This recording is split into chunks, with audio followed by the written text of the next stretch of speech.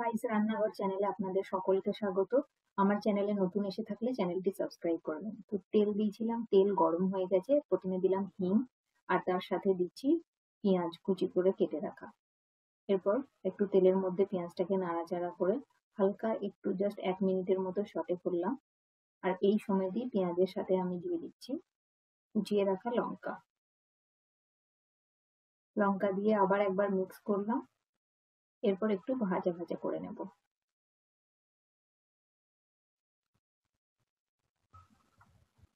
তো পেঁয়াজগুলো হালকা ভাজা হয়েছে, এরকম সময় দিয়ে আমি এখন দিয়ে দেব আদা রসুন বাটা। এরপর আবার পেঁয়াজের সাথে ভালোভাবে মিক্স করে দেব। এরপর ভেজে নেব যতক্ষণ না পেঁয়াজ একদম ব্রাউন হয়ে ভাজা হয়ে যাচ্ছে। তো দেখুন পেঁয়াজগুলো একদম ব্রাউন কালার হয়ে ভালোভাবে ভাজা হয়ে গেছে। এরপর আমি দিচ্ছি মুগ মুসুরের ডাল। তো সমান কোয়ান্টিটিতে আমি নিয়েছিলাম, দিয়ে ভালোভাবে ধুয়ে জল ঝরিয়ে রেখে দিয়েছিলাম। এই মুগ মুসুর ডালটা দিয়ে একটু ভালো করে নাড়াচাড়া করে দিলাম।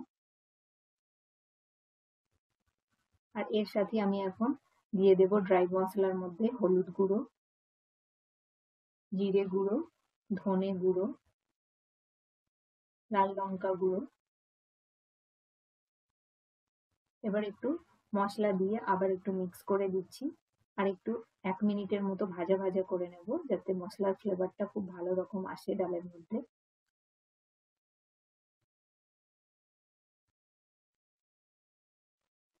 একটু ভাজা ভাজা করে নিয়েছি 1 মিনিটের মতো।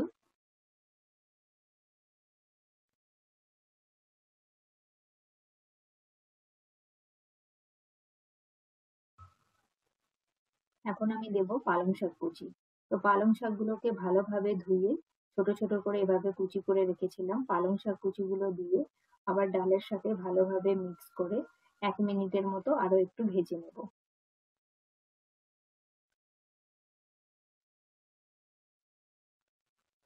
তো 1 মিনিটের মতো আরো ভেজে নিয়েছি শাকটা দিয়ে।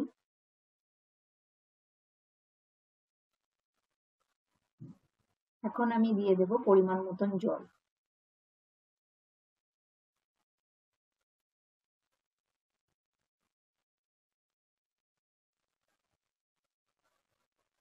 আরো একটু জল অ্যাড করব, যেহেতু ডালগুলো সেদ্ধ হতে আর একটু জল লাগবে।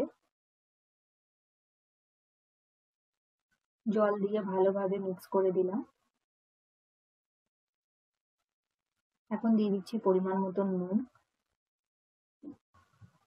নুন দিয়ে আবার একটু মিক্স করে এরপর এখন ঢাকা দিয়ে দেব 5 মিনিটের জন্য, কারণ মুগ মসুরের ডাল বেশি সেদ্ধ হতে সময় লাগবে না। 5 মিনিট বাদে আমি ঢাকনাটা খুলছি।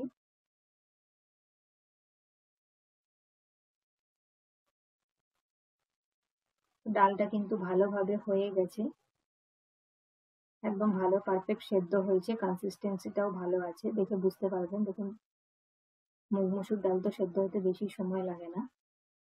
তো যখন ডাল হয়ে যাবে লাস্টের দিকে, তখন এরকম সময় লাস্টের দিকে দেব 1 চুটকি গরম মশলা। গরম মশলা দিয়ে কিন্তু বেশিক্ষণ ফুটানো যাবে না, গরম মশলা দিয়ে ভালোভাবে মিক্স করে দেব। আর মিক্স করে সাথে সাথে কড়াইয়ে ঢাকনা দিয়ে গ্যাসের ফ্লেমটা অফ করে দেব। অফ করে এভাবেই ঢাকনা দেওয়া অবস্থাতে 5 মিনিটের জন্য রেখে দেব। 5 মিনিট বাদে ঢাকনাটা খুলছি। মুগ মসুর দিয়ে পালং শাকের ডাল একদম রেডি হয়ে গেছে।